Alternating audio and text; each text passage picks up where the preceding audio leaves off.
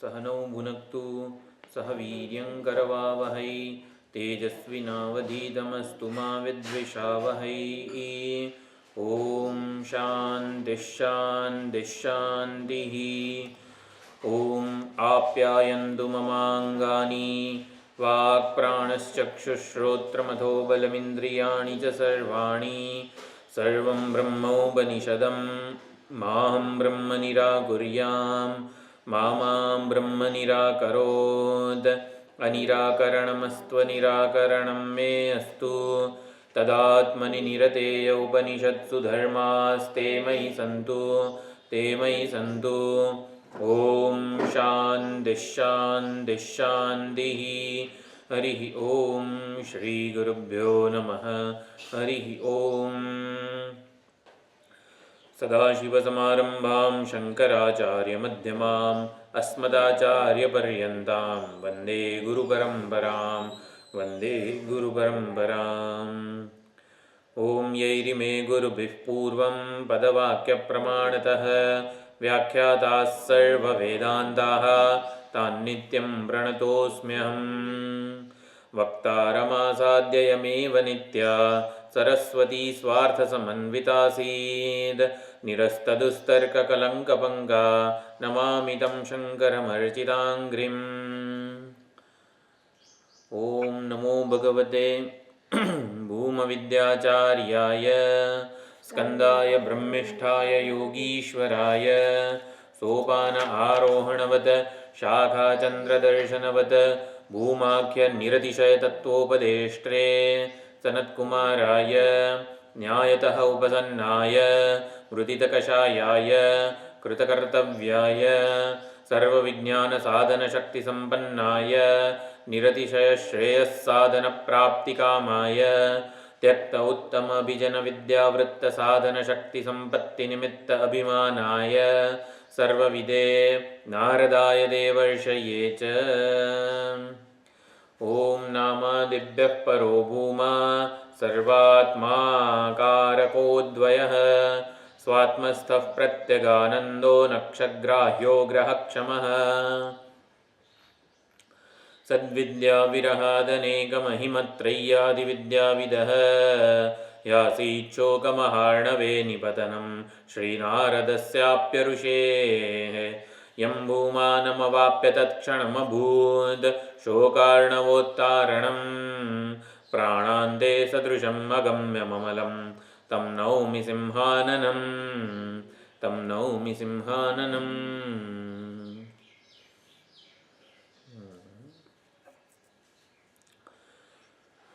જિજ્ઞાસુને નો બોધક્રમ એટલે જિજ્ઞાસુને જે પ્રકારે જે ક્રમે આત્મજ્ઞાન થાય, ભૂમાનો સાક્ષાત્કાર થાય, સાક્ષાત અપરોક્ષતયા ભૂમાની ઓળખ થાય, એ બોધક્રમ કહેવામાં આવ્યો છે 25મા ખંડમાં. પ્રથમ કંડિકામાં ભૂમા એવ ઇદમ સર્વમ સહ એવ ઇદમ સર્વમ કીધું. જે છે એ બધાની વાસ્તવિકતા ભૂમા જ છે.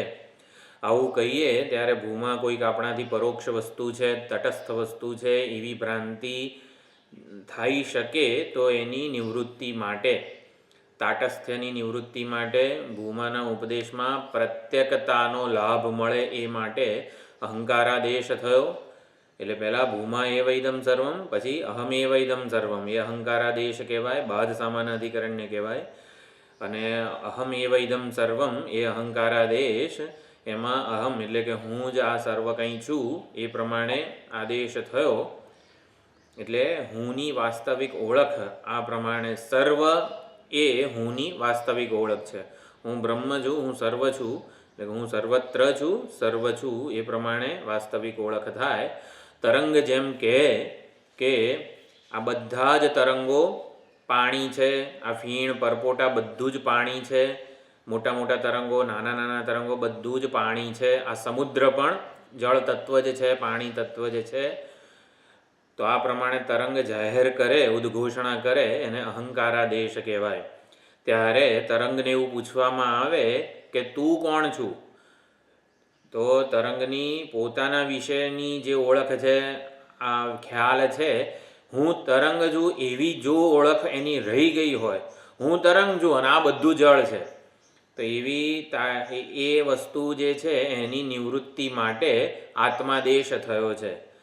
તો અહંકારાદેશ શેના માટે થયો?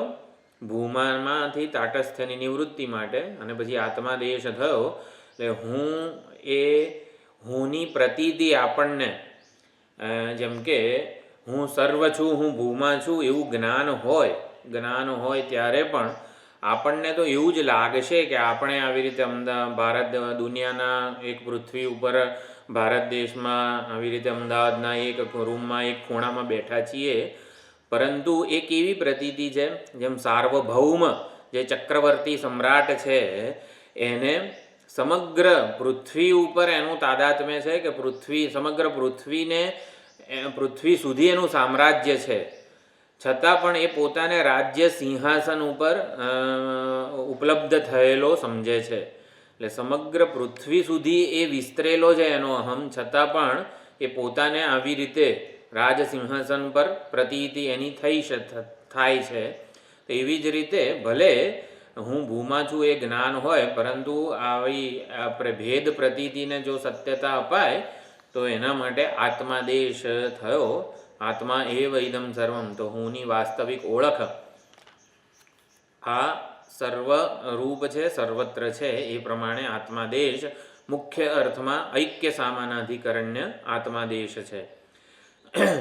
આત્મા એવ ઇદમ સર્વમ એ પ્રમાણે આદેશ બીજી આ કંડિકામાં થયો. એટલે અહીંયા સુધીનું ટીચિંગ પૂરું થયું. હવે આ જે ભૂમ વિદ્યા છે એનું ફળ શું છે? જીવન મુક્તિ, વિદેહ મુક્તિ. અને ભૂમ વિદ્યા જો પ્રાપ્ત ન કરીએ તો શું નુકસાન છે, તો એ અવિદ્યાસૂત્ર વગેરેથી સમજાવવામાં આવે છે. જો ગ્રુપમાં મેં બધું લખ્યું છે. સ એવમ પશ્યન મન્વાનઃ વિજાનન, એવમ મન્વાનઃ એવમ પશ્યન એવમ વિજાનન. તો આત્મા એવ ઇદમ સર્વમ સવા એશ એવમ પશ્યન એવમ મન્વાનઃ એવમ વિજાનન. આત્મરતિ, આત્મક્રીડ, આત્મમિથુન, આત્માનંદ. અહીં સુધી જીવન મુક્તિનું નિરૂપણ છે. પછી સ સ્વરાટ ભવતી તસ્ય સર્વેષુ લોકેષુ કામચારો ભવતી, વિદેહ મુક્તિનું નિરૂપણ છે. અને પશ્યન મન્વાનઃ વિજાનન એ જ્ઞાન નિષ્ઠાનું સ્વરૂપ છે. એટલે પશ્યન મન્વાનઃ અને વિજાનન એ વર્તમાન કૃદંત છે. આત્મા એવ ઇદમ સર્વમ એમ જોતો વિચારતો, મનન કરતો અને નિધિધ્યાસન કરતો કે વિજાનન એટલે કે એને જીવતો, સત્ય હકીકતને જીવંત બનાવીને જે રાખે છે એ. એટલે પશ્યન એટલે ક્લેમિંગ, મનવાનઃ એટલે ઇન્ટરનલાઇઝિંગ અને વિજાનન એટલે લિવિંગ. તો આ પ્રમાણે એના અર્થ ઇંગ્લિશમાં થાય છે. આ તો જસ્ટ એ પ્રમાણે થોડોક ખ્યાલ આવે એટલે. પણ પશ્યન હું વિશેની વાસ્તવિક ઓળખને એ સમજે છે અને એને જ વાસ્તવિકતા ગણે છે. મન્વાનઃ ભલે હું મને દુનિયાના એક ખૂણામાં ઉપલબ્ધ પ્રતીત કરી રહ્યો છું, છતાં પણ યુક્તિપૂર્વક એવું જણાય છે કે આ જગતનું અને મારું તત્વ એક અદ્વિતીય છે. મારામાં અને જગતમાં હકીકતમાં તાત્વિક રીતે કોઈ ભેદ નથી, જુદાઈ નથી. હું અને જગત, હું અને આ જીવો, એમાં તાત્વિક સ્વરૂપે કોઈ જુદાઈ નથી, ભેદ નથી, અનેકતા વગેરે ઉપર છલ્લી દ્રષ્ટિએ જણાતી પ્રતીતિ છે. એટલે એને યુક્તિપૂર્વકનું મનન કહેવાય. તો મનન ખૂબ જ જરૂરી છે ભૂમા સ્વરૂપની ઓળખ માટે. તો આ પ્રમાણે અહીંયા મનવાનઃ કીધું. અને પછી વિજાનન એટલે એ પ્રમાણેનો દ્રઢ નિશ્ચય છે એનો, એ જ પ્રમાણેની એની પોતાના વિશેની વાસ્તવિક ઓળખ છે. અને નિધિધ્યાસન કહો, વિજાનન કહો, બંને એક જ છે. એ પ્રમાણે એ બની રહે છે. તો આટલું થયું. હવે જીવન મુક્તિને જરાક જુદી જ રીતે સમજાવવામાં આવે છે. સવા એશ એવં પશ્યન મન્વાન વિજાનન આત્મરતિ, આત્મક્રીડ, આત્મમિથુન, આત્માનંદ. આ ચાર વસ્તુઓ છે. ચારને ભાષ્યકાર તો સમજાવે છે સરળ રીતે. વિદ્યારણ્ય મુનિ એને પ્રારબ્ધના વેગ અનુસાર જીવનમુક્ત મહાત્માઓ હોય, જીવનમુક્ત પુરુષો હોય, એને ઉપર પ્રારબ્ધના વેગની કેવી અસર થાય છે એ અનુસાર આ ચારને સમજાવે છે. પ્રારબ્ધનો વેગ તીવ્ર હોય એટલે કે સુખદ કે દુઃખદ, સુખ દુઃખ તો આપણે નથી માનતા, અનુકૂળ પ્રતિકૂળ પણ નથી માનતા, પરંતુ ઠંડી ગરમી વગેરે જે કંઈ પણ કહેવાય પરિસ્થિતિ ઘટનાઓ જે આ ઉપાધિને કદાચ પ્રભાવિત કરતી હોય તો એવી પ્રારબ્ધ અનુસાર ઘટતી પરિસ્થિતિઓ ઘટનાઓનો વેગ તીવ્ર હોય એટલે કોરોના વગેરે જેવી કેવી આમાં સમષ્ટિ પ્રારબ્ધના આધારે ઘટીતી ઘટના, તો એને એ વખતે જ્ઞાની મહાપુરુષો આત્મરતિહી હોય, પ્રારબ્ધનો વેગ મંદ હોય ત્યારે આત્મક્રીડ હોય, પ્રારબ્ધનો વેગ સુપ્ત હોય ત્યારે તીવ્ર મંદ મધ્યમ પ્રારબ્ધનો વેગ મધ્યમ હોય ત્યારે આત્મક્રીડા હોય, પ્રારબ્ધનો વેગ આમાં બતાવું આત્મરતિહી એટલે પ્રારબ્ધનો વેગ તીવ્ર હોય, આત્મક્રીડ પ્રારબ્ધનો વેગ મધ્યમ હોય, આત્મમિથુન પ્રારબ્ધનો વેગ મંદ હોય અને આત્માનંદ પ્રારબ્ધનો વેગ સુપ્ત હોય.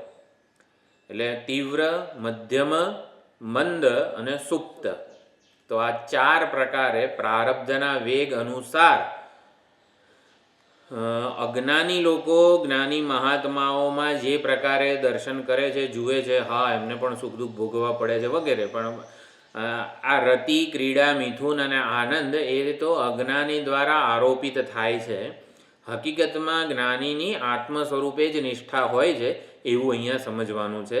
જેમ કે પ્રિય, મોદ, પ્રમોદ આ વૃત્તિ છે તો એ વૃત્તિ દ્વારા અભિવ્યક્ત થતો આનંદમાં તારતમ્ય આપણને જોવા મળે, પણ તારતમ્ય પ્રતિબિંબિત આનંદમાં છે.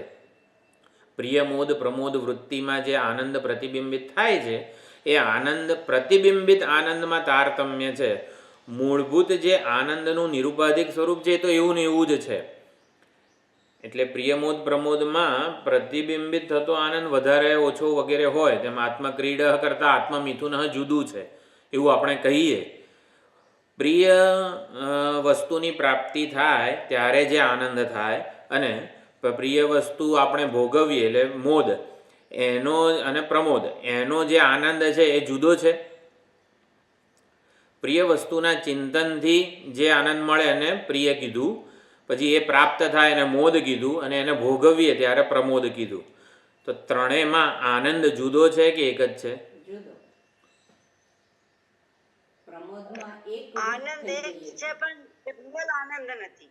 શું નથી? પ્રતિબિંબિત આનંદ છે. પ્રતિબિંબિત પણ આપણને તો પ્રિયમોદ પ્રમોદ એટલે લાડુ હોય તો એનું ચિંતન થતું હોય ત્યારે આનંદ તો જુદો જુદો, તારતમ્ય એનો માત્રા જુદી જુદી જ અનુભવાય છે ને.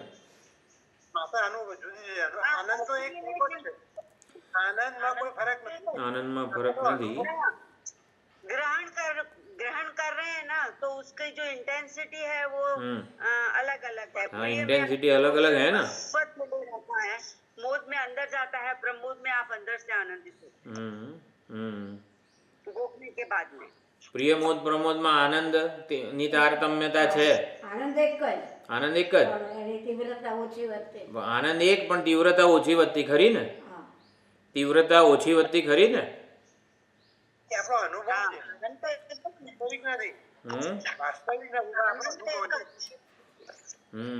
નહીં આનંદ એક જ છે તો મને ખબર, આપણને બધાને ખબર છે, પણ તીવ્રતા તો ઓછી વધતી ખરી ને. તીવ્રતા ઓછી વધતી ખરી. હા, એટલે એ સમજવાનું છે. તીવ્રતા ઓછી વધતી લાગે ત્યારે આપણે કોને પ્રાધાન્ય આપી રહ્યા છીએ એ વૃત્તિનો અંશ છે. જેટલી વૃત્તિ સાત્વિક હોય, અંતર્મુખી હોય, એટલો વધારે આનંદ એ રિફ્લેક્ટ કરે છે, પ્રતિબિંબિત કરે છે. એટલે તીવ્રતા કે તારતમ્ય છે ને વૃત્તિમાં છે, આનંદમાં નથી. ખબર જ છે આપણને, છતાં હું ભેદ આપણે કહું છું. એમ આત્મરતિ, આત્મમિથુન, આત્માનંદ વગેરે જે અહીં ચાર વસ્તુઓ કીધેલી છે એ વિદ્યારણ્ય સ્વામીજીએ આ રીતે સમજાવ્યું છે. ભલે આપણને એવું લાગે કે આના કરતાં વધારે આનંદ એને આમાં મળે છે, પણ હકીકતમાં જ્ઞાનીની દ્રષ્ટિએ એવું નથી. અજ્ઞાનીઓ એવું એના ઉપર અધ્યારોપ કરે છે કે જો એને પણ સુખદ દુઃખદ પરિસ્થિતિ આવે છે, પ્રારબ્ધનો વેગ તીવ્ર છે અને માટે છતાં પણ એ આત્મરતિહી છે, પોતાના સ્વરૂપમાં તુષ્ટ છે. જો આત્મરતિહી એટલે શું? આત્મવિચાર. ગમે તેવું સુખદ દુઃખદ પરિસ્થિતિ હોય, આપણા જે પૂજ્ય સ્વામીજી દયાનંદજી મહારાજ હતા, છેલ્લે 2015 વગેરે જે સમય હતો, એ વખતે એ પોતે જ હોસ્પિટલ વગેરેમાં હોય ત્યારે બોલે કે now eyes cannot see, now ears cannot hear, એટલે હું મારી આંખો જોઈ શકતી નથી, આ આંખો હવે બરોબર એને ગ્રહણ કરી શકતી નથી, કાન હવે શબ્દોને બરોબર સાંભળી શકતા નથી, હવે આ બધી જ શક્તિઓ ક્ષીણ થઈ ગઈ રહી છે, છતાં હું સ્વસ્થ છું. છતાં શબ્દ એ નહોતો, એટલે આવી જ રીતે એ કહેતા હતા, I am comfortable. Eyes cannot see, ears cannot hear, still I am comfortable. આને આત્મરતિ કહેવાય. એટલે પ્રારબ્ધનો તીવ્ર વેગ છે, શરીરથી ઉપાધિને પ્રારબ્ધની તીવ્ર અસર થઈ રહી છે, આવું અજ્ઞાનીઓ જુએ છે. અજ્ઞાનીઓ કે આ કેટલા બચારા રીબાઈ છે. એટલે અજ્ઞાની સામાન્ય વ્યવહાર, આ તો કહું છું, કંઈ અજ્ઞાની જ આવું જુએ એવું નથી કહેતો, પરંતુ આપણને એવું લાગે કે પ્રારબ્ધનો વેગ તીવ્ર છે, છતાં પણ હી ઇઝ કમ્ફર્ટેબલ. એ તો પોતાના સ્વરૂપમાં જ સ્થિત છે. આને આત્મરતિ કહેવાય. બાહ્ય સાધન નિરપેક્ષા રતિહી. કોઈ પણ બાહ્ય રમકડાની જરૂર વગર પણ જે પોતાના સ્વરૂપમાં જ સ્થિત છે, આને આત્મરતિ કહેવાય. પછી એકાદું રમકડું બાળક હોય, એ રમકડું આપીએ તોય એકદમ ખુશ હોય, અને કદાચ ઘણીવાર એવું હોય કે રમકડા વગર એમને હસતું હોય, તો એમને હસતું હોય ને આત્મરતિ કહેવાય. આપે પહેલા જીવન મુક્તમાં બાહ્ય સાધન નિરપેક્ષા કીધું છે, ને આત્મરતિમાં આત્મવિચાર એકલા અને સિંગલ, એવી રીતે दोनों एक ही है. પહેલા ડિસ્કસ. आत्मरति ही मीन्स बाह्य साधन निरपेक्षा रति ही, और वो कैसे होती है? तो बाह्य साधनની જરૂર વગર જ એ પોતાના સ્વરૂપમાં આત્મામાં સ્થિત છે. તો કોઈની જરૂર નથી એને આત્મા આનંદ સ્વરૂપે બની રહેવા માટે. એ શરીર પ્રારબ્ધનો વેગ તીવ્ર છે ત્યારે પણ એને જરૂર નથી સ્વરૂપ સ્થિતિ માટે બીજા કોઈની. એટલે એને સહજ આત્માનંદ જ પ્રગટ થઈ રહ્યો છે. એટલે સ્ટીલ આઈ એમ કમ્ફર્ટેબલ, એ વસ્તુ આત્મરતિ છે. પોતાના સ્વરૂપનું અનુસંધાન સતત સહજ થઈ રહ્યું છે. એને જતું રહ્યું ઇન્ટરનેટ.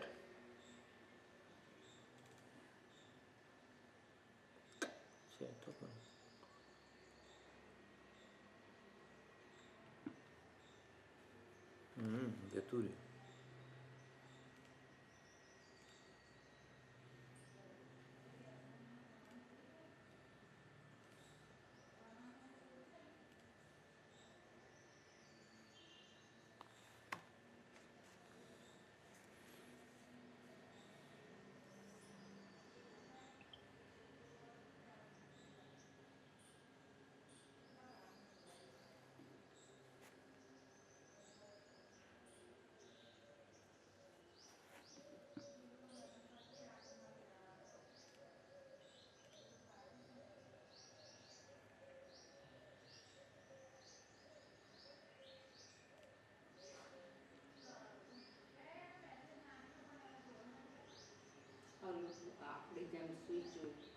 Recording in progress.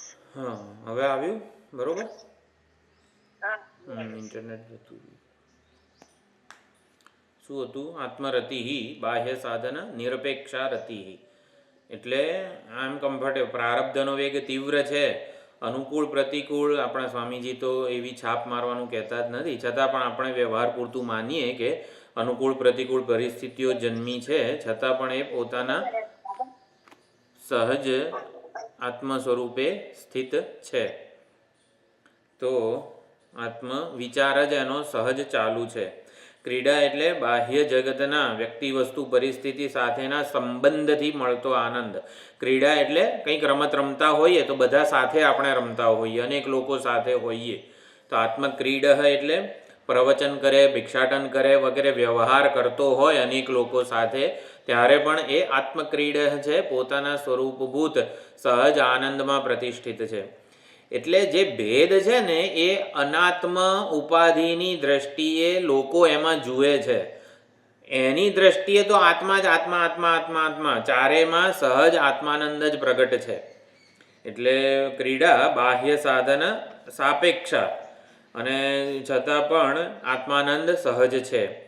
પછી આત્મા મિથુન એટલે બે યુગલ એટલે કોઈક બે જણ એકબીજા સાથે મળે વાતો કરતા હોય ત્યારે પોતાના ગુરુભાઈ હોય કે પોતાના વર્ષો જૂનો કોઈ શિષ્ય વગેરે આવી જાય ત્યારે એ બે કેવા સુંદર રીતે આમ એકમેક થઈને જાણે કે વાતો કરતા હોય. ભક્તો સાધકો કંઈક આવે પ્રિય એકદમ તો પણ એ જે છે એ વખતે આત્મમિથુન ત્યારે આ જીવન મુક્ત મહાપુરુષ આત્મમિથુન છે એવું કહેવાય. હવે એ વખતે કંઈ એ પોતાના સ્વરૂપભૂત આનંદ કરતાં થોડોક વધારે એને આનંદ મળે છે એવું બધું નથી, પરંતુ આત્મમિથુન ચારે ચારમાં સ્વરૂપભૂત આનંદ એક જ છે. એ તો ઉપાધિની દ્રષ્ટિએ આવા ભેદ પાડવામાં આવ્યા છે પ્રારબ્ધના વેગ અનુસાર. અને આત્માનંદ હું આનંદ સ્વરૂપ આત્મા છું, ભૂમા છું એવું સહજ એ પ્રમાણે પ્રારબ્ધનો વેગ જ્યારે સુપ્ત છે, સુષુપ્તિમાં કેવું પ્રારબ્ધની કોઈ અસર નથી એવી રીતે સુપ્ત છે પ્રારબ્ધ, ત્યારે સ્વરૂપભૂત જે આનંદ પ્રગટ થઈ રહ્યો છે એ. તો એના વિશે એકાદી વસ્તુ હજી સમજી લઈએ. હુંનો અનુભવ આપણને પરિચ્છિન્નતા પૂર્વકનો થતો હોય છે. અહીંયા પૂર્વપક્ષી પ્રશ્ન પૂછે છે કે તમે હું ભૂમા છું, હું સર્વ છું બધું કહો છો, પરંતુ હું તો મને એક જગતના એક ખૂણામાં જ અનુભવાય છે ને. એટલે હુંનો અનુભવ દેહાદી ઉપાધિ સહિતનો જ થાય છે. આપણને ચૈતન્યનો અનુભવ આ દેહ વિના થતો નથી. દેહ હોય ત્યારે જ, જેમ સુષુપ્તિમાં ચૈતન્યનો અનુભવ નથી થતો આપણને, એ તો આપણે શાસ્ત્ર પ્રમાણ છે આપણી પાસે એટલે કહીએ છીએ આપણે કે સુષુપ્તિમાં પણ ચૈતન્ય તો પ્રકાશે જ છે, ઇન્દ્રિયાદિ સાધનો નથી માટે એની ઓળખ થતી નથી. પરંતુ હુંનો અનુભવ તો આપણને દેહાદી ઉપાધિ સહિતનો જ થાય છે આવું આપણે માનીએ છીએ. હકીકતમાં એવું નથી, ચૈતન્યનો સર્વવ્યાપક રૂપે અનુભવ થાય જ છે. અસ્થિ ભાતિ પ્રિય વગેરે જે છે જગતમાં એ અસ્થિ ભાતિ પ્રિયનો અનુભવ થાય જ છે આપણને, પણ આપણે એવું માની લીધું છે, પ્રતીતિ એવી કરી લીધી છે કે આપણને ચૈતન્યનો આ ઉપાધિમાં જ અનુભવ થાય છે. એટલે એના માટે યુક્તિ આપે છે કે જે ઉપાધિ છે આ શરીર પણ અસ્થિભાતિ પ્રિય રૂપ છે, જગત પણ અસ્થિભાતિ પ્રિય રૂપ છે, ચૈતન્ય જે છે ચૈતન્યની જ અભિવ્યક્તિ છે. માટે હવે કોઈ એટલે હુંના અનુભવમાં આવી ભેદ જન્માવનાર આવી ઉપાધિ કોઈ સત્ય નથી એ પ્રમાણે કીધું. એના માટે મહાત્માઓ આ બરફના ઘડાનું ઉદાહરણ આપે છે. બરફનો ઘડો બનાવીએ અને એમાં અંદર પાણી ભરીએ અને પછી એને સમુદ્રમાં કે નદીમાં મૂકીએ તો કલ્પિત જુદાઈ કે ભેદ આપણને જણાય પ્રતીતિ કે બરફનો ઘડો છે આવો આટલો આકારનો, એની અંદર પણ પાણી છે બહાર પણ પાણી છે. હકીકતમાં એ જુદાઈ કે કેવી એકદમ ઉપર છેલ્લી દ્રષ્ટિએ છે, કોઈ જ એની તાત્વિકતા નથી. તો એવી જ રીતે આ સંપૂર્ણ જુદાઈનો નિષેધપૂર્વક હું ભૂમા છું સર્વ છું એ પ્રમાણેની ઓળખ કે જ્ઞાન થાય છે. એટલે આ બોધ ક્રમ જે અહીં આપવામાં આવ્યો સૌથી પહેલાં, ભૂમા એવ ઇદમ સર્વમ, અહમ એવ ઇદમ સર્વમ, આત્મા એવ ઇદમ સર્વમ, એ બોધ ક્રમ બહુ જ અગત્યનો છે. એટલે જેમ પ્રધાનમંત્રી હોય દેશના તો એ પોતાને કોઈક એક જગ્યામાં એનો અનુભવ થાય પોતાનો, છતાં પણ કેવું સમગ્ર દેશના એ પ્રતિનિધિ છે. હું સમગ્ર ભારત દેશ છું એવું એનો પોતાના વિશેનો ખ્યાલ છે. તો એવી જ રીતે હું ભૂમા છું એવો એનો પોતાના વિશેનો ખ્યાલ છે, ભલે એક દેહમાં એને પોતાની પ્રતીતિ થતી હોય. તો આ પ્રમાણે અહમ એવ ઇદમ સર્વમ, આત્મા એવ ઇદમ સર્વમ એ થઈ ગયું. હવે આ ચાર વસ્તુઓ જે છે આત્મરતિ, આત્મક્રીડ, આત્મમિથુન, ખાલી એકવાર આપણે વિચારી લઈએ જિજ્ઞાસુનો બોધક્રમ એટલે શું, આવું પૂછવામાં આવે એક્ઝામમાં તો શું લખવાનું? બોધક્રમ એટલે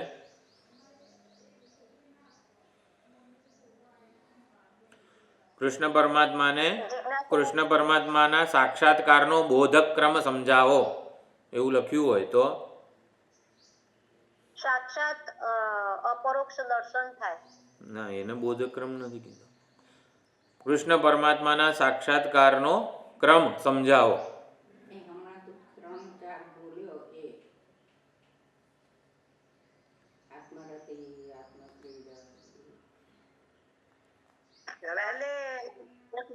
પહેલા એક રૂપ, પછી વિશ્વરૂપ અને પછી આત્મ સ્વરૂપે. હા, એટલે આ છાંદોગ્યમાં કઈ રીતે ભૂમાની જગ્યાએ કૃષ્ણ પરમાત્મા મૂકી દેવાના છે. મારા સ્વરૂપ, હું સ્વરૂપ, હું સ્વરૂપ. હું સ્વરૂપ તો બોધક ક્રમ કહું છું. ભૂમા એવ ઇદમ સર્વમ, અહમ એવ ઇદમ સર્વમ, આત્મા એવ ઇદમ સર્વમ. આને બોધક ક્રમ કીધેલો છે. તો હવે આત્માદેશ અહંકારાદેશ હા, એને બોધક ક્રમ કીધેલો છે. ત્રણ જે કીધા, ઉમાદેશ અહંકારાદેશ અને આત્માદેશ, હા, એને બોધક ક્રમ કીધેલો છે. હવે આપણે સમજીએ કે કૃષ્ણ પરમાત્માનો સાક્ષાત્કાર છે એનો બોધક ક્રમ સમજાવો. તો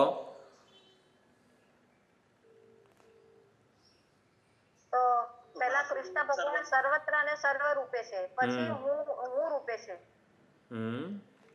હું રૂપે છે એટલે અને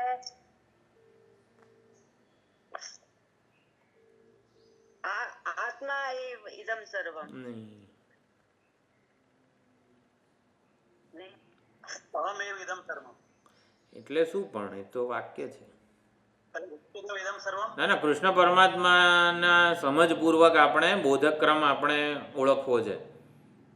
કૃષ્ણ પરમાત્માનો સાક્ષાત્કાર આ શબ્દ કેટલી વાર સાંભળ્યો છે ને આપણે, એને આપણે આપણી ભાષામાં સમજવો છે. પહેલું સ્ટેપ બરોબર હતું. સર્વત્ર અને સર્વ રૂપે છે. હા, પછી હું રૂપે છે એવું તમે બોલ્યા એટલે શું એમ? રૂપે છે એ હું જ છું.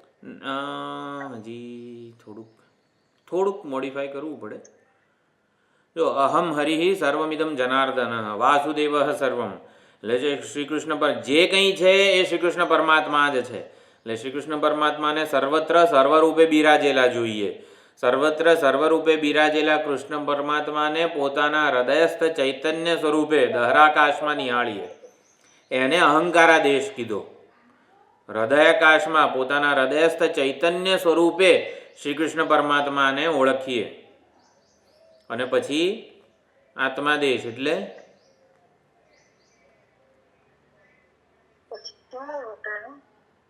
આ ગયા ક્લાસમાં 3 વસ્તુઓ સમજાવેલી છે કૃષ્ણ પરમાત્માના જ ઉદાહરણથી.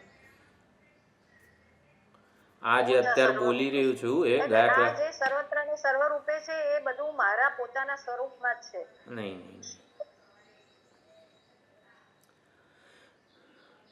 જે કૃષ્ણ પરમાત્મા હૃદયસ્થ ચૈતન્ય સ્વરૂપે બિરાજી રહેલા છે ને એને સર્વત્ર સર્વરૂપે બિરાજેલા જોવાના.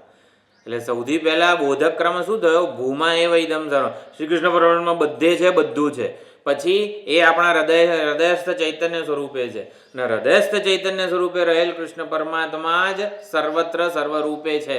એટલે ત્યાંથી અહીં આવવાનું, અહીંથી ત્યાં જવાનું, આમ આવી રીતનું છે. જે 3 વસ્તુઓ છે, 3 આદેશ છે, એને આ રીતે સમજવાના છે. હૃદયસ્થ ચૈતન્ય સ્વરૂપે રહેલા હોય તો એ જ સમગ્ર જગતનું અધિષ્ઠાન છે. એ રીતે પાછું એને પૂરું કરવું પડે. એટલે માત્ર હૃદયસ્થ ચૈતન્ય સ્વરૂપે જ ઉપલબ્ધ છે એવું નથી. સમગ્ર જગતને જન્માવનાર અધિષ્ઠાન સ્વરૂપે ઉપલબ્ધ છે. એટલે આ રીતે સમજવાનું છે બોધક ક્રમ. મારા ખ્યાલથી સ્પષ્ટતાપૂર્વક ગ્રહણ થયું છે. એ આપણે આ બધું પૂરું થશે ત્યારે પાછું કંઈક વિચારીશું, ત્યારે યાદ રાખવું પડશે. તો જીવનમુક્ત મહાપુરુષને પ્રારબ્ધના વેગ અનુસાર રતિ, ક્રીડા, મિથુન અને આનંદ રૂપી લક્ષણો વાળો વ્યવહાર પ્રાપ્ત થાય છે. એટલે આત્મરતિ આ 4 શબ્દો જે હતા, પ્રારબ્ધના વેગ અનુસાર 4 પ્રકારનો વ્યવહાર જીવનમુક્ત મહાપુરુષમાં જોવા મળે છે. હવે આ આપણે વિદ્યારણ્ય સ્વામીજીએ જે ઇન્ટરપ્રિટેશન કરેલું છે એ જોઈ રહ્યા છીએ. તો તો રતિ વગેરે જે છે એ આનંદની અભિવ્યક્તિના ભેદ છે. એટલે અભિવ્યક્તિ તો ક્યાં થાય? ઉપાધિ દ્વારા થાય, ઉપાધિના સ્તરે અભિવ્યક્તિ થતી હોય છે. એટલે જે ભેદ વગેરે જે છે અનાત્મા ઉપાધિક જ છે. એટલે વિદ્વાન તો કેવળ આત્મા સ્વરૂપભૂત આનંદ થકી જ સંપન્ન છે. આ આત્મરતિ આત્મક્રીડા આ 4 વસ્તુઓ છે ને, અહીં જ્યારે સમજીએ ને ત્યારે એ કોઈક જીવનમુક્ત પુરુષની વાત થઈ રહી છે એવું નથી સમજવાનું. આ હકીકતમાં આપણા વિષયની જ વાસ્તવિકતા છે. એટલે આત્મરતિ આત્મક્રીડા એવી રીતે સમજવાના નથી કે આ તો કોઈક એવા સંત મહાત્માની વાત થઈ રહી છે. વિષય ભોગો પ્રારબ્ધથી મળે છે. પ્રારબ્ધનો વેગ તીવ્ર હોય ત્યારે આવું થાય, મંદ હોય ત્યારે આવું થાય. તો આપણને એવું જ હોય છે, પ્રારબ્ધના વેગ અનુસાર આપણને વિષય ભોગ પ્રાપ્ત થાય છે. બરોબર કે નહીં? સાચી વાત છે કે નહીં? વિષયો આપણને પ્રારબ્ધ પ્રમાણે જ પ્રાપ્ત થાય છે ને. તો જ્ઞાનીને પ્રારબ્ધ પ્રમાણે પ્રાપ્ત થાય છે. તો આપણામાં જ્ઞાનીમાં ફરક શું છે? કશું જ નથી એવું અહીં સમજવાનું છે. એટલે ભગવાન કહે ને અહીંયા કે જન્મ કર્મ ચ મે દિવ્યમ, તો મારા જન્મ અને કર્મ દિવ્ય છે. તો એ ભગવાન કે પોતાની વાત નથી કરતા, આપણી જ વાત કરે છે. જતું રહ્યું છે કે ચાલુ છે? ચાલુ છે. આપણે ચૈતન્ય સ્વરૂપે અજન્મા અવ્યય નિર્વિકાર જ છીએ. આપણો જન્મ થઈ શકે જ નહીં, અજન્મા જ છીએ આપણે. છતાં પણ જન્મતા દેખાઈએ છીએ માયાને લીધે. તો એ પ્રમાણે કંઈ ભગવાન માયાને લીધે સંભવામી આત્મમાયા, એ બધી આપણી હકીકત છે. આપણે અકર્તૃ સ્વરૂપ જ છીએ, કર્મો કરતા લોકોને દેખાઈએ છીએ માયાને લીધે, અવિદ્યાને લીધે. તો એ પ્રમાણે આત્મરતિ આત્મક્રીડ આત્મમિથુન વગેરે જે બધું પ્રારબ્ધનો વેગ વગેરે કહે છે, તો વિષયભોગ જે કંઈ પણ પ્રાપ્ત થાય પ્રારબ્ધ પ્રમાણે જ્ઞાનીને પ્રાપ્ત થાય છે. તો આપણને પ્રારબ્ધ પ્રમાણે જ પ્રાપ્ત થાય છે. પ્રારબ્ધમાં હોય એ પ્રમાણે વિષયોની ઉપલબ્ધિ થાય છે. તો આ બધી આપણી જ હકીકત છે. છતાં અજ્ઞાની એવું માનતો નથી કે બધું પ્રારબ્ધને લીધે થાય છે. એની સાથે અહંકાર વગેરે જોડીને માને છે કે આટલું તો હું કરું છું, મારા લીધે આ બધું મેં ભેગું કર્યું છે, ભોગવું છું વગેરે. એટલે અજ્ઞાની પ્રારબ્ધ સાથે આવી રીતે અહંભાવ મમભાવપૂર્વક જોડાઈને માને છે કે કશું પ્રારબ્ધથી મળતું નથી, મહેનત કરીએ તો મળે. બરોબર ને? કશું પ્રારબ્ધથી મળે મફતમાં? મહેનત કરીએ તો મળે. જ્ઞાની હોય કે અજ્ઞાની, વિષય ભોગોની પ્રાપ્તિ પ્રારબ્ધથી જ થતી હોય છે. અજ્ઞાની એવું માને છે મિથ્યા અભિમાનપૂર્વક કે આ હું કરું છું માટે બધું ભેગું કર્યું છે, મારી મહેનત છે વગેરે વગેરે. એટલે આત્મરતિ આત્મા આ બધી હકીકત આપણા વિષયની જ છે, એ રીતે સમજવાનું છે. એટલે અહીંયા ઉદાહરણ આપે છે કે ઝાડ ઉપરથી પાંદડું હલી રહ્યું છે ઝાડ ઉપરનું. અજ્ઞાની એવું માને છે કે ઝાડ હલે છે ને માટે આ પાંદડું હલે છે. જ્ઞાની શું માને છે કે પાંદડાને હલાવનાર ઝાડ નથી પણ પવન છે. તો પ્રારબ્ધરૂપી પવન જે છે એ આ ઝાડ, શરીરરૂપી ઝાડ, પાંદડા વગેરેને હલાવી રહ્યું છે.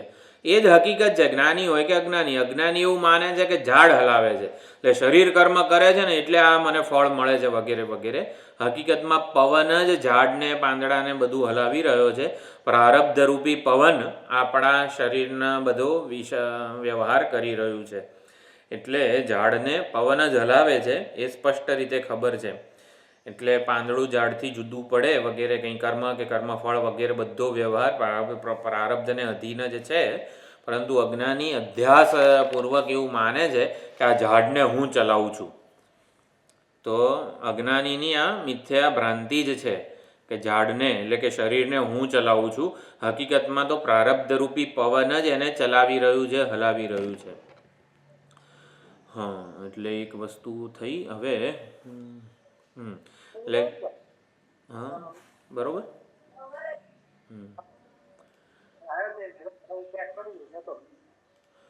તો સુખ દુઃખ જન્માવવાના, એટલે સુખ દુઃખ નથી જન્માવતા, પરંતુ એ પ્રમાણે પ્રારબ્ધનો વેગ તીવ્ર, મધ્યમ, મંદ અને સુપ્ત તો હોય ત્યારે તીવ્ર હોય ત્યારે આત્મરતિ કહેવાય. આત્મરતિ એટલે શું? અનુકૂળ પ્રતિકૂળ પણ આપણા મનના જ અધ્યારોપ છે, પરંતુ આપણે સામાન્ય રીતે સમજીએ કે અનુકૂળ પ્રતિકૂળ પરિસ્થિતિઓ હોય ત્યારે આત્મરતિ એવો જે જીવનમુક્ત વિદ્વાન છે એ પશુવત બની રહે છે. અત્યંત ઠંડી હોય તો બિચારા પશુઓ કંઈ બોલી શકતા નથી, પશુ પંખી વગેરે, તો એ કેવું સહન કરે જ છે પોતાની રીતે. એટલે પશુવત પશ્વાદિભિશ્ચ અવિશેષાત એવું જે બ્રહ્મસૂત્રમાં કીધું છે. પશ્વાદી સાથે તુલ્યતા હોય છે એના વ્યવહારની, એટલે એનો પ્રેમ તો આત્મામાં જ બની રહે છે, દેખાતો નથી. એટલે આત્મરતિ એનો જે આત્મામાં જ એનો આનંદ કે રતિ વગેરે હોય છે, આપણને જણાય નહીં કદાચ, પણ એવું જ હોય છે. પછી પ્રારબ્ધનો વેગ મધ્યમ હોય ત્યારે, મધ્યમ હોય એટલે શું? વિષય ભોગો ઉપલબ્ધ હોય છતાં પર નિર્દોષ બાળકની જેમ એ વ્યવહાર કરે. તો નિર્દોષ બાળકની જેમ એનો વ્યવહાર ચાલુ રહે, એ આત્માનું જ કથન કરે. સતતમ કીર્તયંતો મામ યતંતશ્ચ દૃઢવ્રતા વગેરે. આ તત્ચિંતનમ તત્કથનમ અન્યોન્યમ તત્ પ્રબોધનમ. એટલે આત્મક્રીડા એટલે શું? ભિક્ષાટન વગેરે કરે અથવા તો પ્રવચન, સ્વાધ્યાય વગેરે કંઈ પણ કરતા હોય ત્યારે આત્મક્રીડા કહેવાય. એટલે શું? વિષયો સાથે વ્યવહાર થતો હોય, જગત સાથે વ્યવહાર થતો હોય ત્યારે પણ એ નિર્દોષ બાળકવત રહે. આત્મરતિમાં પશુવત વ્યવહાર હોય, આત્મક્રીડામાં નિર્દોષ બાળકની જેવો વ્યવહાર હોય. એટલે વ્યવહારનો ભેદ આ તો અજ્ઞાની સામાન્ય રીતે જુએ, જ્ઞાની મહાપુરુષની સ્થિતિ તો આત્મ સ્વરૂપે જ બની રહે છે. પ્રારબ્ધનો વેગ મંદ હોય ત્યારે વિષય ભોગ જે કંઈ પણ હોય એનો તિરસ્કાર એ કરી શકે છે, એ ન ભોગવવાની પણ છૂટ એ લઈ શકે છે. એટલે બુદ્ધિથી માત્ર આત્મ સ્વરૂપે જ સ્થિત બની રહેવાનો પ્રયત્ન કરે, એને આત્મ મિથુન કીધું છે. તો એ બુદ્ધિથી ભોગોનો તિરસ્કાર કરે અને આત્મ સ્વરૂપે સ્થિત બની રહે છે. અને પ્રારબ્ધનો વેગ સુપ્ત હોય, દેખાય જ નહીં કે પ્રારબ્ધ જેવું કંઈ છે, ત્યારે એ પોતે નિર્વિકલ્પ સમાધિ વગેરેમાં સ્થિત હોય છે. એટલે અદ્વિતીય આનંદ સ્વરૂપે બની રહે છે. એટલે આ ચારે ચાર વસ્તુને બાહ્ય દ્રષ્ટિથી આવી રીતે ભેદ સમજાવવામાં આવેલો છે. જ્ઞાનીની પોતાની દ્રષ્ટિએ આમાં હકીકતમાં કશો ફરક નથી. એટલે આત્મરતિ એટલે તીવ્ર પીડાદાયક હોય વસ્તુ અથવા તો ઉત્કટ અત્યંત હર્ષ વગેરે જન્માવનારી ઘટના ઘટી હોય અથવા તો તીવ્ર પીડાદાયક ઘટના ઘટી હોય ત્યારે એ પશુવત બની રહે છે. અને એને પીડા કે સુખનું ભાન થતું હોય ને છતાં પણ એ અસંગ ચિદ્રૂપ આનંદ સ્વરૂપે જ બની રહે છે. પછી આત્મક્રીડમાં આવી રીતે એટલે એના સંસ્કાર જે હોય છે આત્મરતિમાં, એના જ્ઞાનના અભ્યાસના સંસ્કારના બળે એ આત્મ સ્વરૂપે સ્થિત રહી શકે છે.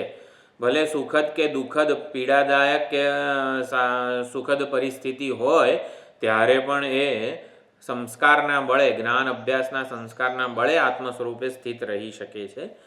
અને પ્રારબ્ધનો વેગ મધ્યમ હોય ત્યારે આત્મક્રીડા કહેવામાં આવી. ભોગોની પ્રધાનતા વચ્ચે પણ અવસર કાઢીને એ સભાન થઈને આત્મ સ્વરૂપે સ્થિત થઈ જાય છે. એટલે વ્યવહાર કરતો હોય આ જે આત્મક્રીડા, અનેક લોકો સાથે વ્યવહાર કરતો હોય ત્યારે પણ એ સભાનતાથી આત્મ સ્વરૂપે સ્થિત બની રહે છે. બાળકવત એ રાગદ્વેષ રહિત વ્યવહાર કરતો હોય છે. સુખ દુઃખે સમે કૃત્વા લાભાલાભો જયા જયૌ. તો આ પ્રમાણે શિષ્યને ઉપદેશ આપે, ગ્રંથ લેખન વગેરે કંઈ પણ વ્યવહાર કરતા હોય ત્યારે એ કોઈ પણ વ્યવહારમાં પોતે પોતાને આવી રીતે અધિષ્ઠાન સ્વરૂપે, સામાન્ય સ્વરૂપે એ જાણી શકે છે. એટલે અનાયાસે એ આત્મ સ્વરૂપે સ્થિત થઈ જાય છે. કંઈક ઉપનિષદ, જો આત્મક્રીડા એટલે શું? સ્વાધ્યાય, પ્રવચન વગેરે, ભિક્ષાટન વગેરે વ્યવહારની વાત થઈ. એટલે અહીંયા વિદ્યારણ્ય સ્વામીજી લખે છે, કોઈક એને પ્રિય ઉપનિષદનો મંત્ર યાદ આવી જાય, સતા સૌમ્ય તદા સંપન્નો ભવતી તદૈક્ષત વગેરે, જે કંઈ પણ એને પ્રિય હોય ઉપનિષદનો મંત્ર એ યાદ આવી જાય ચાલુ વ્યવહારે, તો તરત એ આત્મ સ્વરૂપે સ્થિત થઈ જાય. મંત્રો સાથેનું તાદાત્મ્ય કેટલું બધું સ્વરૂપ સ્થિતિ જન્માવનારું છે, એટલે મંત્રો ગૂંખવા પડે આપણે. પછી પ્રારબ્ધનો વેગ મંદ હોય તો હા આ તો મારો મંત્ર, એવી રીતે તાદાત્મ્ય હોય છે મંત્રો સાથે.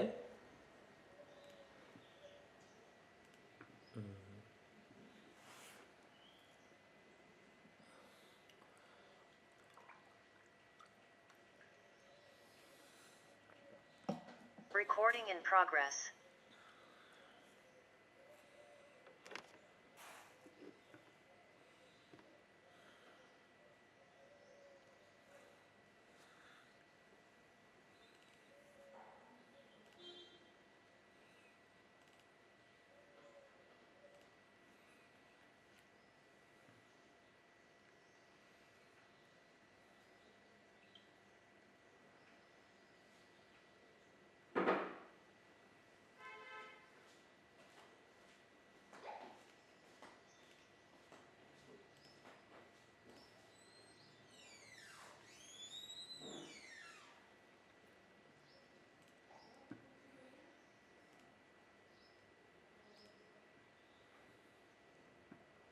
બરોબર.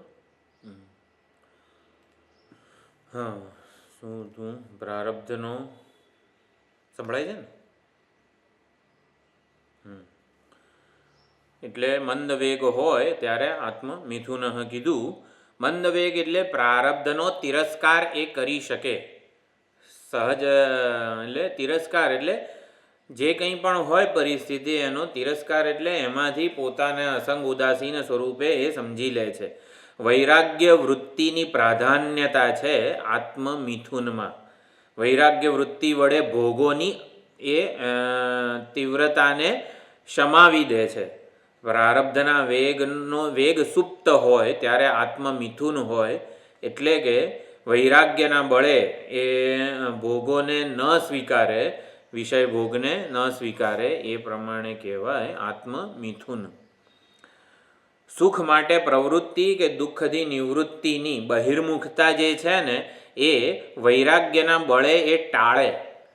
કોઈ સુખ પ્રાપ્ત કરવાની કે અનર્થ નિવૃત્તિની એ પ્રવૃત્તિ છે બહિર્મુખતાને વૈરાગ્યના બળે, જ્ઞાનની સમજના બળે એ ટાળી શકે છે. પ્રારબ્ધના વેગ સુપ્ત હોય છે ત્યારે, સુપ્ત નહીં, શું મંદ હોય છે ત્યારે.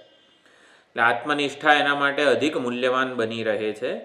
આત્મમિથુન પ્રારબ્ધનો વેગ મંદ હોય, વૈરાગ્યની પ્રાધાનતાથી એ વિષય ભોગને તિરસ્કારે બહિર્મુખ ન થાય, બહિર્મુખ ન થવાની સ્વતંત્રતાનો એ ઉપયોગ કરે છે. તિરસ્કાર એટલે શું? તીરછી નજર.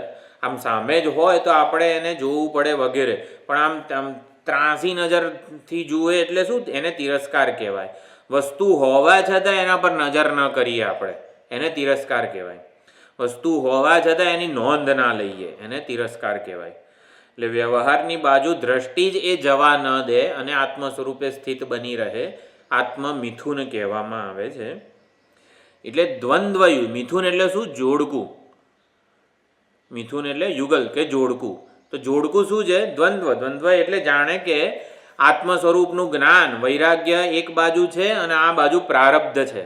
એટલે પ્રારબ્ધ અને આત્મ સ્વરૂપનું જ્ઞાન, વૈરાગ્ય એ બે આમ ફાઇટિંગ કરે છે એકબીજા સાથે. એમ દ્વંદ્વ એટલે કે દ્વંદ્વ યુદ્ધ, કુસ્તી થાય છે. કોની જોડે? પ્રારબ્ધ અને આત્મજ્ઞાન વચ્ચે. તો એમાં એ આત્મજ્ઞાન વૈરાગ્ય છે ને જીતી જાય, એને પ્રારબ્ધનો વેગ મંદ કહેવાય. પ્રારબ્ધ શમી જાય વૈરાગ્ય અને જ્ઞાનના બળે. એટલે પ્રારબ્ધ બુદ્ધિને અનાત્માકાર બનાવવાનો પ્રયત્ન કરે, પણ જ્ઞાન અને વૈરાગ્યના સંસ્કાર એટલા બધા છે કે એ આત્માકારે જ મનોવૃત્તિને બનાવી રાખે. તો દ્વંદ્વનું સુખ, મિથુન સુખ, બેઉ બાંધતા હોય. બે પહેલવાન હોય, એકદમ આમ કુસ્તીમાં લડતા હોય તો આમ જોવાની તો મજા આવે ને. તો આમ આપણે પણ ઓલા કૃષ્ણ શું અર્જુન અને કર્ણ આમ લડતા હોય, અર્જુન ને ભીષ્મ આમ બેઉ આમ લડતા હોય તો આમ જોવાની મજા આવે. તો એવી જ્ઞાનીને પણ આ જ્ઞાન, વૈરાગ્ય અને આ પ્રારબ્ધ એકબીજા સાથે દ્વંદ્વ યુદ્ધ કરી રહ્યું છે, જોવાની એ મજા માણતો હોય છે. એટલે જ્ઞાનના સંસ્કારો અને આવી રીતે પ્રારબ્ધના સંસ્કારોનું દ્વંદ્વ ચાલે. જ્ઞાનીને મજા આવે, પ્રસન્ન થાય છે. એટલે પહેલવાન હોય એને જોર કરવા માત્રનો જ આનંદ હોય, એમ કરીને આમ જોર કરે ને એને આમ સુરાતન ચડે. તો એવી જ રીતે ક્યારેક પ્રારબ્ધ જીતે તો જીતે, અને ક્યારેક આવી રીતે જ્ઞાન સંસ્કારો જીતી જાય તો વિદ્વાનને તો સુખ જ હોય છે, આત્મ સ્વરૂપે જ સ્થિતિ હોય છે. તો આ પ્રમાણે આત્મમિથુન, તો આત્મમિથુનનું સુખ દ્વંદ્વથી થાય છે, પરંતુ એટલે જે જીતે ભલે જીતે, સુખ તો આત્માનું સ્વરૂપભૂત સહજ આનંદ જ છે. અને આત્માનો વેગ અરે પ્રારબ્ધનો વેગ સુપ્ત હોય, પ્રારબ્ધ લગભગ કશું જ ન હોય, નહિવત હોય વગેરે. એટલે પ્રારબ્ધ અનાત્માકારે મનોવૃત્તિને ખેંચનારું ન હોય ત્યારે જ્ઞાની સ્વયં નિર્વિકલ્પ સમાધિ જેવી સ્થિતિ, વિદેહ કૈવલ્ય, આ શરીર રૂપી ઉપાધિનું પણ ભાન, પ્રતીતિ, સભાનતા ન હોય, જાણે કે એ રીતે સ્થિત રહે છે. દેહાદી ઉપાધિની સભાનતા પણ ન હોય, આજગરી વૃત્તિ વગેરે જે કહેવાયું છે, વિદેહ કૈવલ્ય, વિદેહ સ્થિતિમાં આવી જાય છે. વિદેહતા, સદેહતા આ બધું પ્રારબ્ધ જ છે. હકીકતમાં હું તો અદ્વિતીય આનંદ સ્વરૂપ જ છું, એવી એની નિષ્ઠા બની રહે છે. તો જીવન મુક્તિનું નિરૂપણ પૂરું થયું. આ પછી શું આવે છે? જીવન મુક્તિ પછી હા, એટલે વિદેહ મુક્તિનું શું નિરૂપણ છે?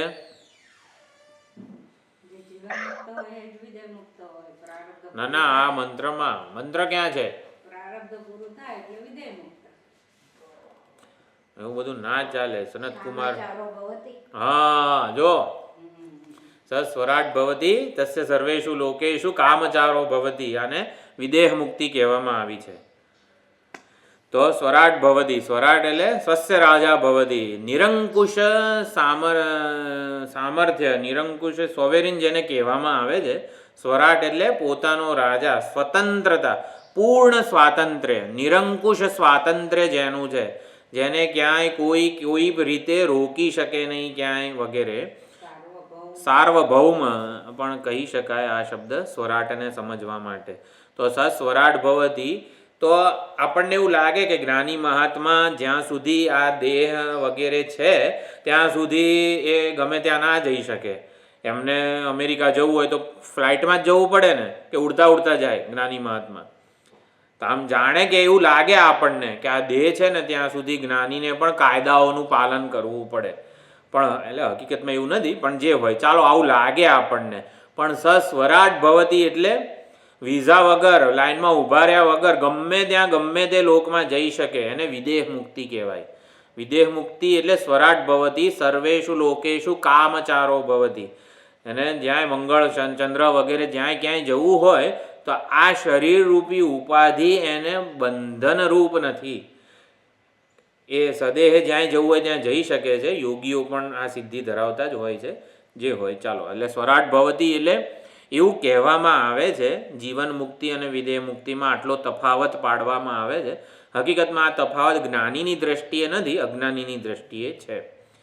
સ્વરાટ ભવતી એટલે દેહપાત પછી વિદ્વાન સ્વરાટ બને છે. સ્વરાટ બને છે એટલે અન્ય અધીન રહેતો નથી, એ જગતને અધીન રહેતો નથી, આ ઉપાધિને અધીન રહેતો નથી. આ દેહની કે જગતની કોઈ જ કાયદા કે વ્યવસ્થાનો એ ભાગ રહ્યો નથી. હવે કોઈ કાયદાઓ એનું ઉપર નિયંત્રણ લાદી શકતા નથી. સ્વરાટ ભવતી, આવા સ્વરાટ આપણે છીએ, બરોબર?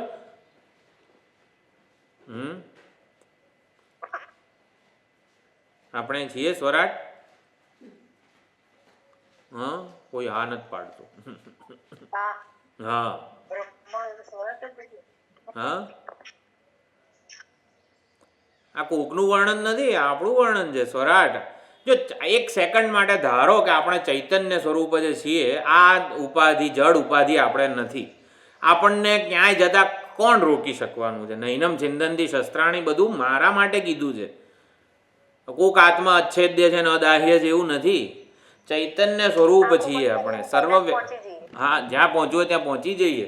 કોઈ કાયદો કે કોઈ વ્યવસ્થા આપણને રોકી શકે? કોઈ ફોર્મ ના ભરવું પડે. હા, બધે. હા હા, એ તો હવે સમજાવશે અહીંયા. સર્વેષુ લોકેષુ કામચારો. જવાની જરૂરિયાત જ ન રહે એને જ આમ તો સર્વેષુ લોકેષુ કામચાર ભવતી કીધું છે. હા બરોબર છે. એટલે ટૂંકમાં ચૈતન્ય સ્વરૂપે આ સ્વરાટ હોવું એટલે ચૈતન્ય સ્વરૂપે સ્થિતિ પોતાની સમજી લેવી. તો એ તો સર્વવ્યાપક છે. દેશકાળ વસ્તુની સીમામાં કેદ નથી. આ ચૈતન્ય વિશિષ્ટ નથી. એટલે સર્વલોક અવાપ્તિ વગેરે જે છે જીવન મુક્તના તત્વના અનુભવ પર એને વ્યાપકતા પ્રાપ્ત થઈ જાય છે. એટલે સર્વલોકનો એ આત્મા બની જાય છે.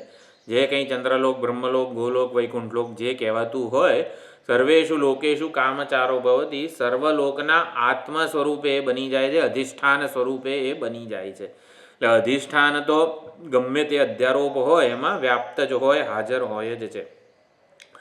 એટલે સ્વરાટ હોવું એટલે શું? અન્ય અધીન ન હોવું. અન્ય અધીન દેહ કે જગત કે એના કાયદાઓ કોઈના નિયંત્રણમાં આપણે નથી. એને સ્વરાટ કહેવાય. પોતાનો જ રાજા. અને કામચારત્વ, સર્વેષુ લોકેશુ કામચારો ભવતી, આ વસ્તુ છે ને કેટલાય ઉપનિષદોમાં એના બ્રહ્મ વિદ્યાના ફળ રૂપે કહેવામાં આવેલી છે. તો કામચારત્વ, જો કામચારત્વ શ્રુતિ એવું કહેવાય આને. સર્વેષુ લોકેશુ કામચારો ભવતી એને કામચારત્વ શ્રુતિ કહેવામાં આવે છે. એટલે શું?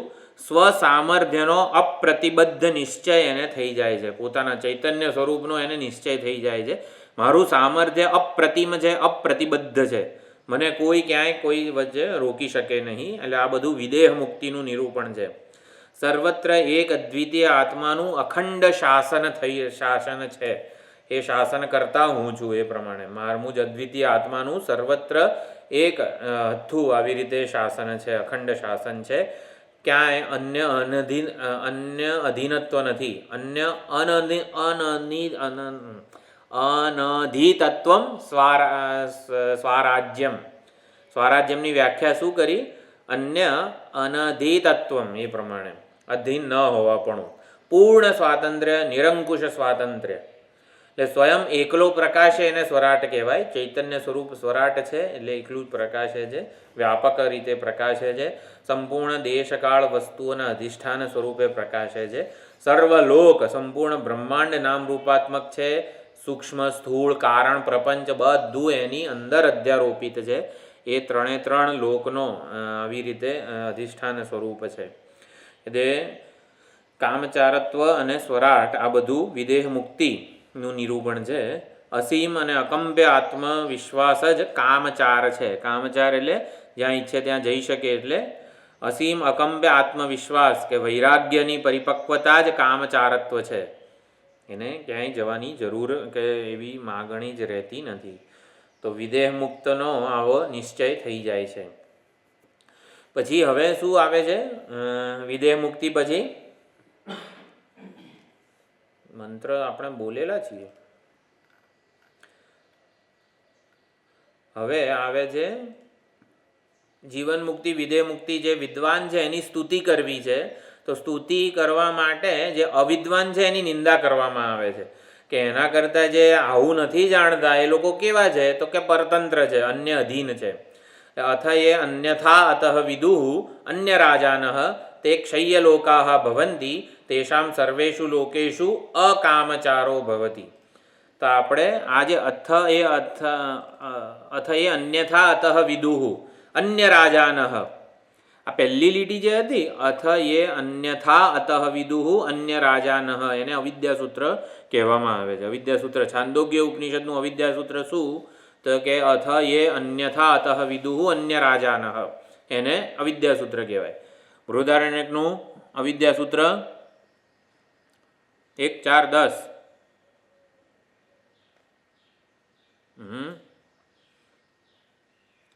મનુભાઈ 1.4.10.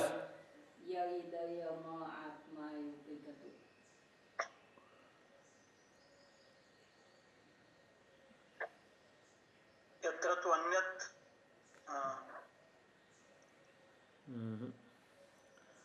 अथ योन्याम देवताम उपास्ते अन्योसौ अन्योहमस्मीति न स वेद.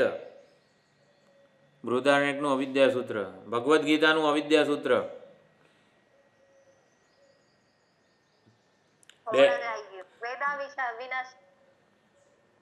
2:19.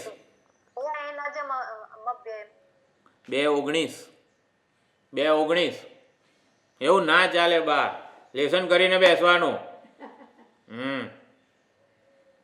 બીજા અધ્યાયનો 19મો શ્લોક અવિદ્યા સૂત્ર. યૈનમ વેત્તિ હંતારમ યસ્યૈનમ મન્યતે હતમ ઉભૌ તૌ ન વિજાનીતઃ. બરોબર. વિદ્યાસૂત્ર શું? છાંદોગ્ય ઉપનિષદનું. છાંદોગ્ય ઉપનિષદનું વિદ્યાસૂત્ર. આવું બધું તમે એક્ઝામ લો છો અમારી, કઈ શરમ આવે છે? પોતે વાંચીને બેઠા છે એટલે અમે હમણાં કંઈક પૂછીએ તમને. છાંદોગ્ય ઉપનિષદનું વિદ્યાસૂત્ર તો કીધું જ નથી હો મેં હજી સુધી. આ તો જાતે શોધવાનું હતું. મેં આજે લખ્યું છે ગ્રુપ ઉપર. હા, પછી ચોપડી ખોલી મનુભાઈ. સુધાબેન, વિદ્યાસૂત્ર. That is અવિદ્યા સૂત્ર. That is અવિદ્યા. તેષામ સર્વેષુ. અચ્છા, ચલો ભગવદ. હા, આત્મા એવ ઇદમ સર્વમ. અહમ નહીં, આત્મા એવ ઇદમ સર્વમ વિદ્યાસૂત્ર. બૃહદારણ્યનું વિદ્યાસૂત્ર 147. બૃહદારણ્યનું વિદ્યાસૂત્ર 4 શિબિરો ભરી છે વિદ્યાસૂત્રની ને અવિદ્યાસૂત્રની. તમે બધાએ આત્મે તેવો પાસિત. છાંદોગ્યનું વિદ્યાસૂત્ર આત્મા એવ ઇદમ સર્વમ. ભગવદ્ ગીતાનું વિદ્યાસૂત્ર હા 2:21. આવું 1:4:10, 1:4:7, 2:19, 2:21 આવું યાદ રહેવું જોઈએ. આમ કોઈ ઊંઘમાંથી પૂછે રાત્રે 3 વાગે વિદ્યાસૂત્ર બૃહદારણ્ય, તો 1:4:7 આમ તેમ આપણે એને સંભળાવી દેવા જોઈએ. બધા લખજો આજે. છાંદોગ્ય, બૃહદારણ્યક ને ભગવદ્ ગીતા, આ 3 ગ્રંથોના વિદ્યાસૂત્ર અવિદ્યાસૂત્ર લખીને મોકલજો. બરોબર, વાંધો નહીં. હા, શું હતું આપણે? અથય અન્યથા અતઃ વિદુઃ અન્ય રાજાનઃ તે ક્ષય્યલોકાઃ ભવંતિ. અવિદ્યાસૂત્ર છે આ. એટલે વિદ્વાનની સ્તુતિ કરવી છે, પરંતુ એમાં અજ્ઞાની, અવિદ્વાન, અવિવેકી છે એની નિંદા કરવામાં આવે છે. એની નિંદા એટલે એની પરતંત્રતાની નિંદા કરવામાં આવે છે. એની પરતંત્રતા છે કે એ આવી રીતે પોતાની ઈચ્છે ત્યાં જઈ શકતો નથી વગેરે. તો જે આત્માને પરિચ્છિન્ન જાણે છે, સીમિત, એક ઉપાધિમાં સીમિત મર્યાદિત જાણે છે, ચૈતન્યને આવી રીતે હું આ મારું વગેરે પૂર્વકનું જાણે છે, એણે છે ને બધા કાયદાઓનું પાલન કરવું પડે. એ આવી રીતે ધાબે ચડવું હોય તો સીધો કૂદકો ના મારી શકે, નીચે આવવું હોય તો સીધો ભમ દઈને કૂદકો ના મારે. એને અન્ય અધીન રહેવું પડે છે. જગતની અને આ દેહની મર્યાદાના સ્વીકારપૂર્વક એને રહેવું પડે છે.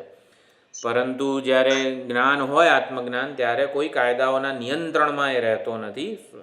એટલે જે પોતાને ચૈતન્યને, આત્માને પરિચ્છિન્ન જાણે એ અન્ય અધીન રહે છે.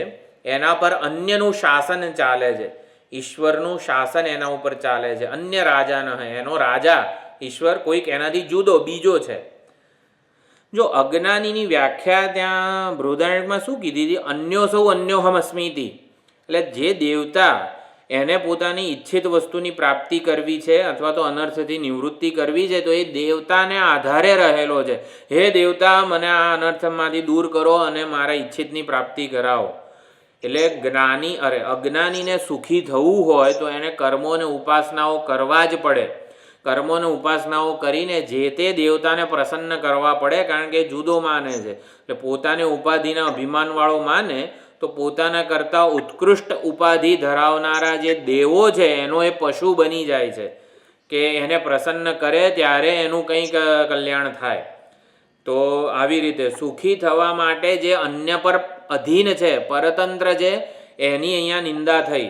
અન્ય રાજાનઃ એમ કહીને એનો રાજા, એનો શાસક જુદો છે.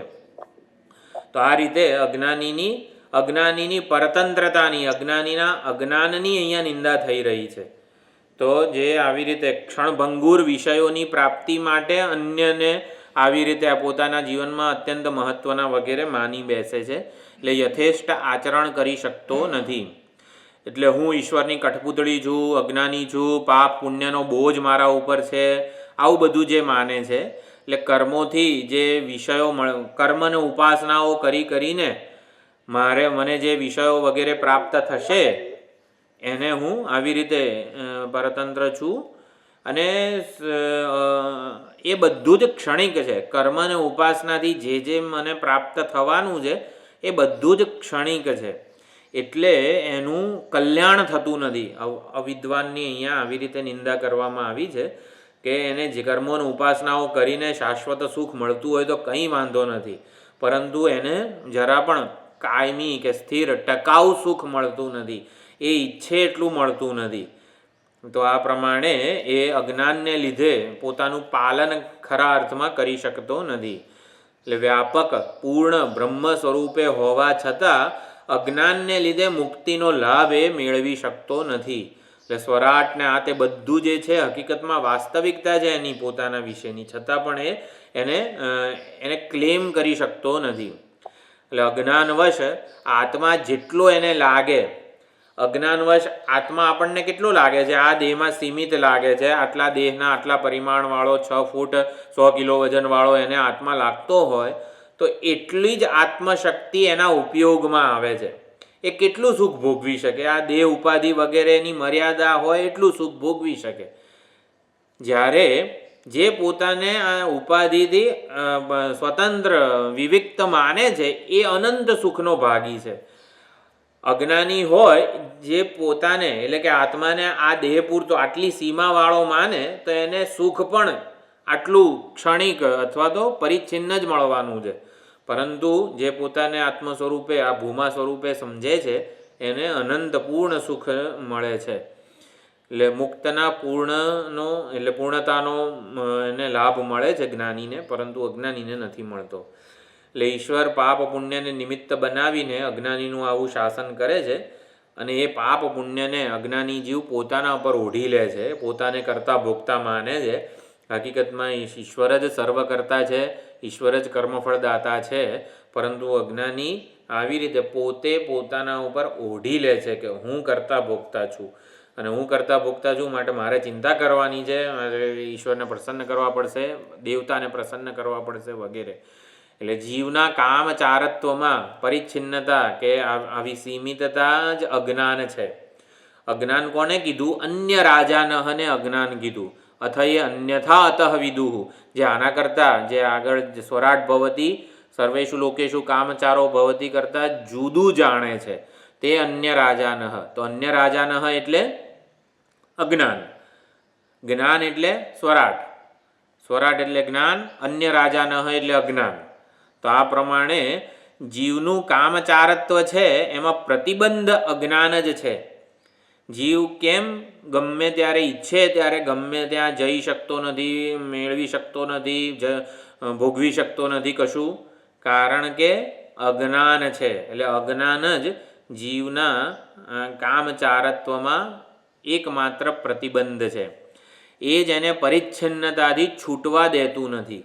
એટલે અજ્ઞાનથી આવી રીતે મારે છૂટવું છે, અજ્ઞાન મારામાં જે પરિચ્છિન્નતાનો ખ્યાલ જન્માવે છે એનાથી મારે હંમેશ માટે છૂટવું છે. એવી જેને આ પ્રમાણે ઈચ્છા થાય એ આવી રીતે ભૂમાનંદને ક્લેમ કરે છે. પછી તો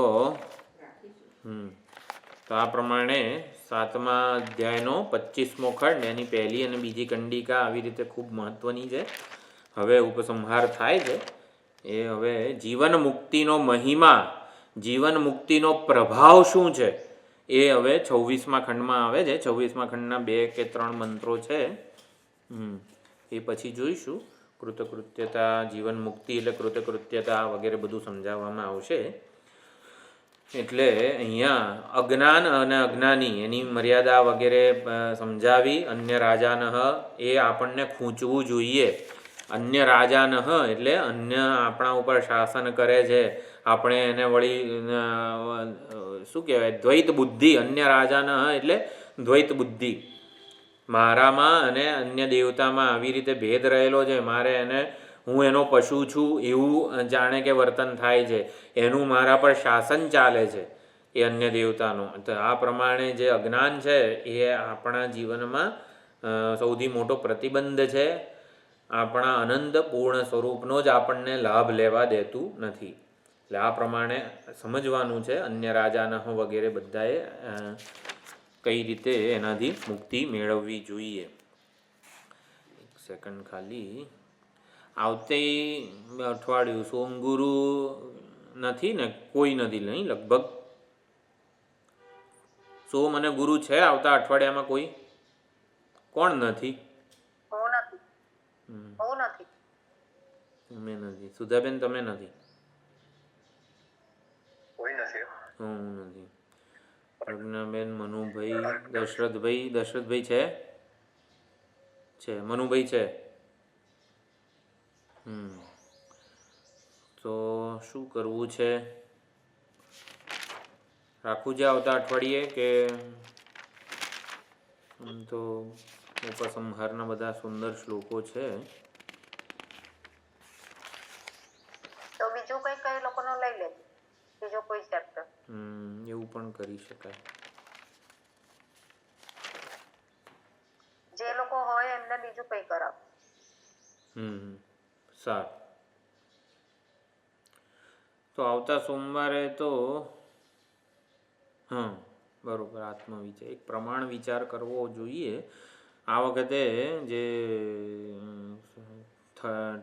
23 સપ્ટેમ્બરે પૂજ્ય દયાનંદજી સ્વામીજી છે એમની જે આરાધના કહેવાય છે, એ વખતે 4 બુક્સ બહાર પડી હતી. એમાં એક પ્રમાણ એટલે પૂજ્ય સ્વામીજીને કેવી રીતે આ વેદાંતને પ્રમાણ સમજાય, એમાં પ્રમાણ બુદ્ધિ. વેદાંત કહે તત્વમસી એટલે પતી ગયું, પછી બીજી કશું જ કરવાની જરૂર નથી. એ જે પ્રમાણ બુદ્ધિ જે જન્મી એ ઓરિસ્સા આંધ્રપ્રદેશના ગુડીવાલા પાસે પ્રણવાનંદજી પાસે રહીને ભણ્યા હતા. એ વસ્તુ બહુ સુંદર રીતે એમાં પ્રગટ થયેલી છે. વિચાર કરવા લાયક છે. જોઈશું ચાલો કંઈક તો આવતા સોમવાર. હા, મેસેજ મૂકી બરાબર. ઓમ પૂર્ણમદ પૂર્ણમિદમ પૂર્ણાત પૂર્ણમુદચ્યતે પૂર્ણસ્ય પૂર્ણમાદાય પૂર્ણમેવાવશિષ્યતે. ઓમ શાંતિ શાંતિ શાંતિ. હરિ ઓમ શ્રી ગુરુભ્યો નમઃ. હરિ ઓમ.